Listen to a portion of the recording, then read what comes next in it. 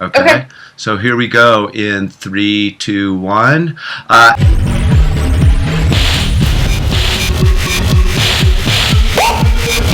Ashley Twichell, USA national champion in the open water. How's it going down there in Mission Viejo?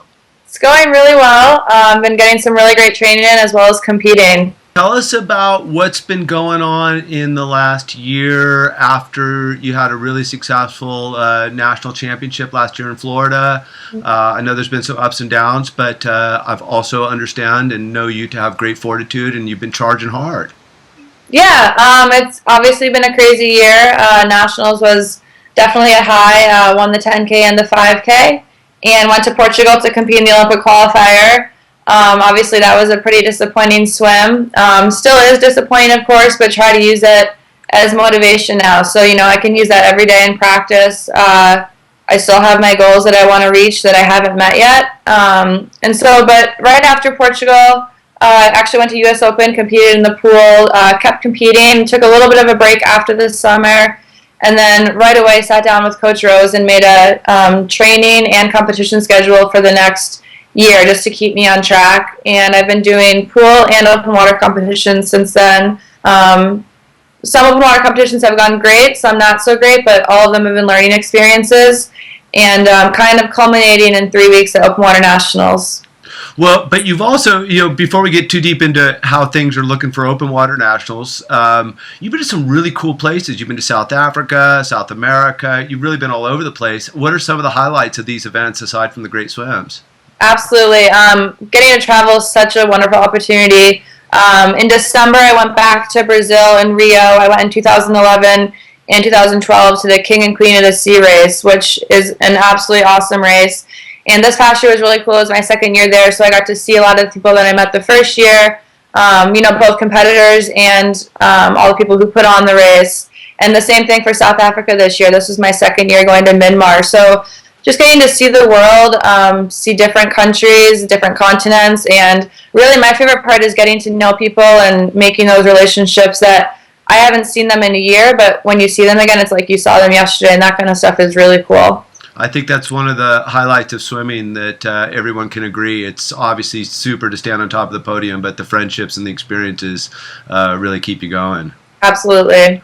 Now, Wayne Ridden, I can't stop by giving him enough praise. This was a world record event at the Midmar Mile in South Africa.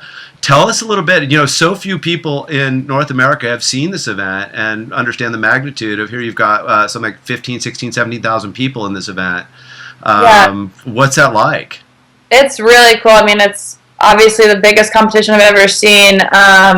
So over the course of 2 days, there are 8 different waves of races that go, all different categories of people, all different abilities, ages, everything. And my favorite part is the handicapped wave, and just the people that compete are absolutely amazing.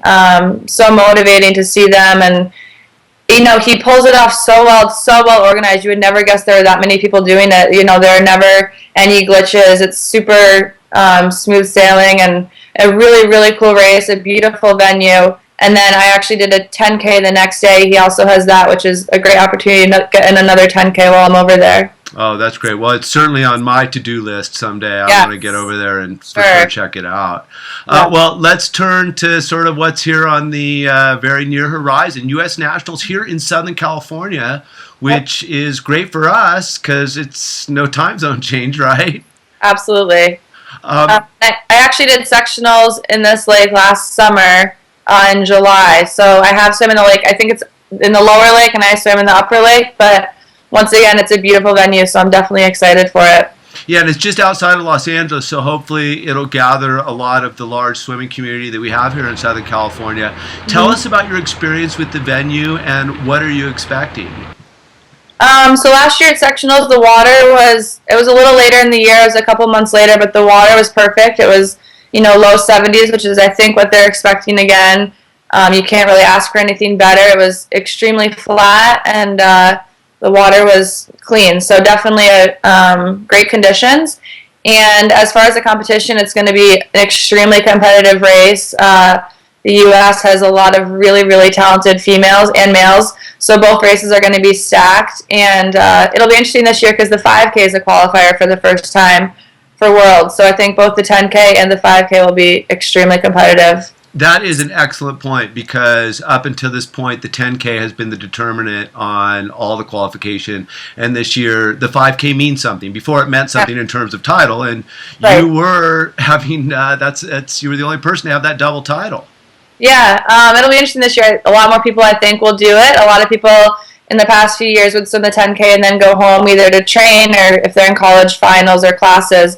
So it'll be definitely interesting, but I'm glad I've had the experience of doing the 10K and the 5K back to back with just a short amount of rest in between. So I feel like I'm pretty used to that and will be pretty well set up to compete well in both. Well, and I know you guys you're friendly competitors. I've seen you guys together. You all get along, but it really has been amazing. Emily starting off the World Cup season with those 2 wins. Eva getting second in the last race. Christine, your former training partner, she's always tough and always in there. And with Haley, just coming off an amazing NC2A season, and of course that strong Olympic performance where she medaled.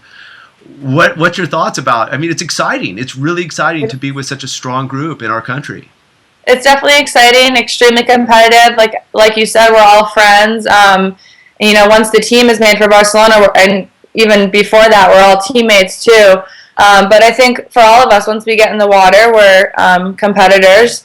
And I'm looking forward to a really great race. I think all of us have different strategies. It'll be interesting to see how those play out. And the big names that you just mentioned, but there are also definitely always some young ones or rookies to open water who haven't done it that you have to look out for. So definitely looking forward to a really exciting 3 days. And one name that we definitely have to mention that I didn't first mention is Becca Mann. I mean, she last year Junior Pan Pacs. She's amazing in and out of the pool. So yeah, it's gonna be an exciting field. Yeah. So last year, and I'm not going to ask you to show me your cards or anything like this, but last year you really broke. You owned the 10K last year. What's your thought? I mean, do you think, hey, I can own this, or do you think it's going to be a different game this year? I mean, that was a great race for me last year. I think it had to be one of my best races. So yeah, I think I'm strong in that I can have a lot of endurance and can hold a pretty strong pace for a while. So I'll definitely talk with Coach Rose and have my strategy for this particular race. But like any race, you have your strategy, you have how you want it to go, but there's always a really good likelihood that something's going to happen and it's not going to go the way you want it to. So I'll definitely have different options, different strategies that I can possibly take. But yeah, definitely looking just to have a strong race and know that all those girls are going to be fighting really hard. Well, undoubtedly, that regiment that Coach Rose feeds you guys in terms of natters don't lose those last 50 meters certainly should hold you in good stead. Yeah, I've been lucky. Chloe's my training partner, one of my really, really close friends, and she has an unbelievable finish to every single one of her races, and she does the same thing in practice over and over. So I have her constantly pushing me, like you said, those last 50 or 100 meters. So I'm lucky in that I think that'll prepare me really well. Now, you've also been doing some journalism. You're reporting for OpenWaterSwimming.com. How have you been enjoying that?